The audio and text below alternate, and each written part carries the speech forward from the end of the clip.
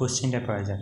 A clock has 75 cm, 60 cm long second hand and minute hand respectively.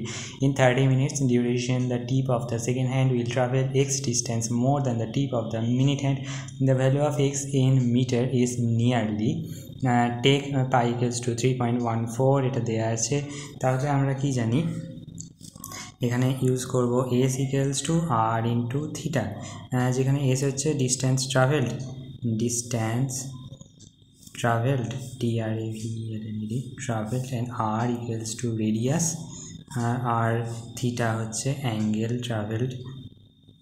ঠিক আছে, তাহলে minute hand কতটা distance travel করেছে প্রথমে দেওয়া আছে সেকেন্ড হ্যান্ড, তাহলে ডিস্টেন্স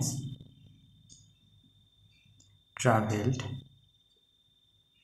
বাই সেকেন্ড হ্যান্ড এটা হবে। তাহলে আমরা এস বলে এটাকে দিয়ে দিই, second hand distance travel by second hand, এটা equals to r into theta.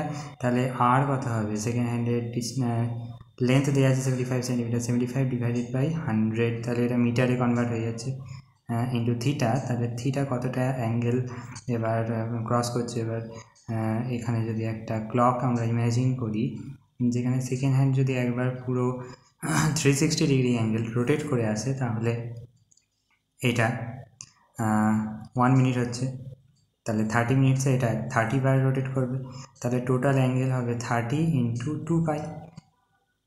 তাহলে এখান থেকে হয়ে যাচ্ছে 75 ডিভাইডেড বাই 100 ইন্টু 60 পাই। তাহলে এখানে 5 15 75 5 2 10 2 3 6, তাহলে 45 পাই হয়ে যাচ্ছে।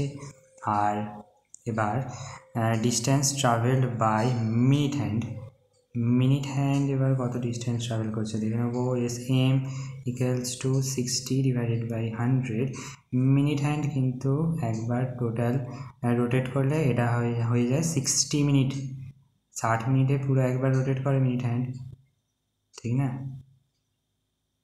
তাহলে এটা আধ ঘন্টায় তাহলে কতটা রোটেট করবে, হাফ, মানে হচ্ছে পাই ইন্টু পাই করে দেবো। তাহলে এটা হয়ে যাচ্ছে 0 0 কেটে যাচ্ছে, 2 3 যা 6, 2 5 10, 3 পাই বাই 5। তাহলে কতটা এক্সেস ডিস্টেন্স ট্রাভেল করেছে সেটা হয়ে যাবে X equals to 45 pi minus 3 pi by 5। তাহলে এখান থেকে হয়ে যাচ্ছে 225 মাইনাস 3 বাই 5 পাই। তাহলে এটা হয়ে যাচ্ছে 222 পাই দেওয়া আছে 3.14 ডিভাইডেড বাই 5। তাহলে এটাকে ক্যালকুলেট করলে 139.4 আসছে। এটা হয়ে যাচ্ছে কারেক্ট অ্যান্সার। Thank you.